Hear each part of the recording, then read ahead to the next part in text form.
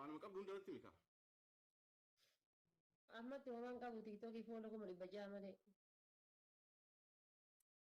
Kun homaan hin godhu. Waan biraa akka qabdu yoo jiraate himadhu. Ati maal qabda? Ani homaan qabu meeshaa kiyya qofa qabadhee dhufan. Ati waa qabaatti himi waan qabdu himi. Anoo maal qabadhee dhufa? Ati makiinaa qabaachuu qabda mana qabaachuu qabda waa hunda guuttattee qabaachuu qabdaati.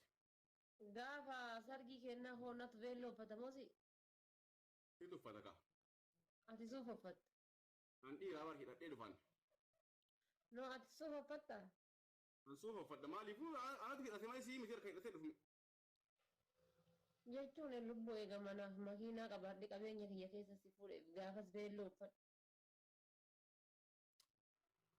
Amma addunyaan akkasii miti jijjiiramteerti. Amma meeshaa kiyya irraa Jijjiiramte sanuu sin jedhaa jira bar eegamanni illee kiyyaanarra ta'e. No akkuma duratti fufa beelloo si uffata. Beelloo akkamitti kadhara ishee abiibee bara nama bar hoo jedhee si fuudhu malee homaa nafne waan ta'eef akkamitti beelloo uffadha fiqir. Ati homaan qabdu bara ofirraa maaliif na fuuta bara ana jaarsa. Hai jaarsa jechuun barka waa hundaaf danda'e malee jaarsa itti heeru qabeenya qabatanii itti heerumanii lukoo fi sadiin bichaa qabatee dhufee jaarsan jedhamu bar lubbuu maal taate. Inna ati luka sadiin sanuun qabduuti akkamitti jaarsa ta'uu dandeetta ree akkamitti soofa uffachuu dandeetta. An luka sadii qabadhee dhufa bara. Ati luka lamaan deemtee dhufta. Addaraa shallee natu kireessa. Waa hunda ana godha makiinaa guyyaa sanillee ana danda'a. Gatii kana ta'eefi an suufa uffadhaa tammoo beelloo uffadha.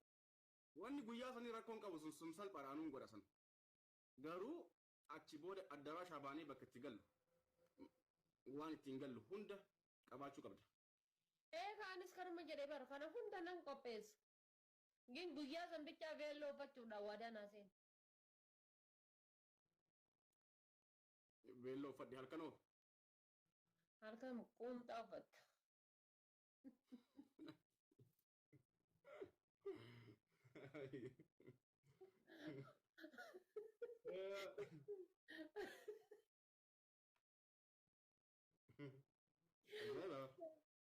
Halkanis